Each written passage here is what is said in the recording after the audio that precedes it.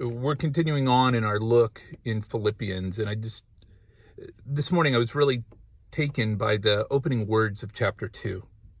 So if there's any encouragement in Christ, any comfort from love, any participation in the Spirit, any affection and sympathy, complete my joy by being of the same mind, having the same love, being in full accord and of one mind. One of the things that I find so beautiful about these words is the recognition that the love that Jesus shows us has a radical impact on the way that we go about loving other people. The reality is we most experience joy as we begin to step into the other-centeredness of the life that he invites us into.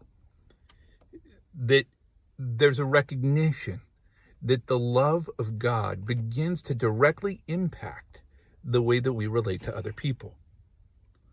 And particularly in verse 3, we find this invitation: do nothing from selfish ambition or conceit, but in humility count others more significant than yourselves.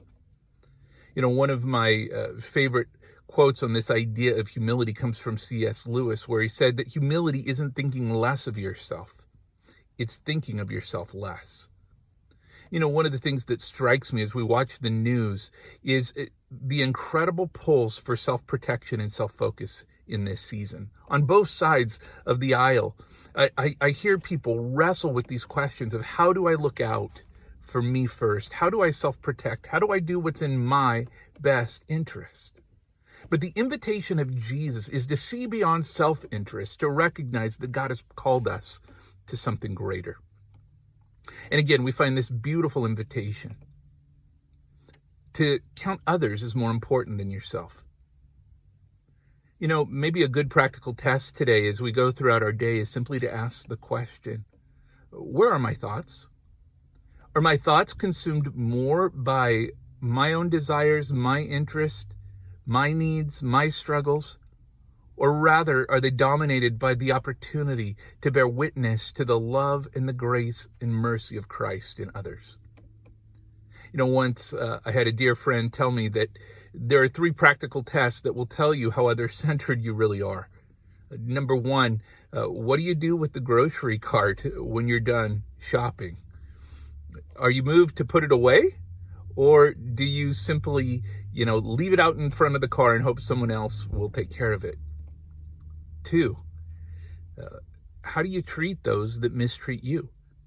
Is the expectation that others are there to serve you, and when they fail at doing so, or they do that poorly, does that create in you a sense of anger?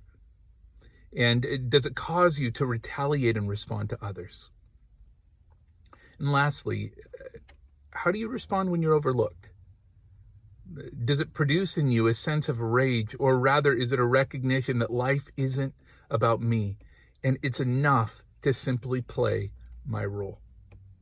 And so, friends, my prayer today is that God would continue to grant to us in this season of quarantine, in this season that's so incredibly difficult, the recognition that it's not about us, that he would give us the beautiful opportunity to take his love and share it with others.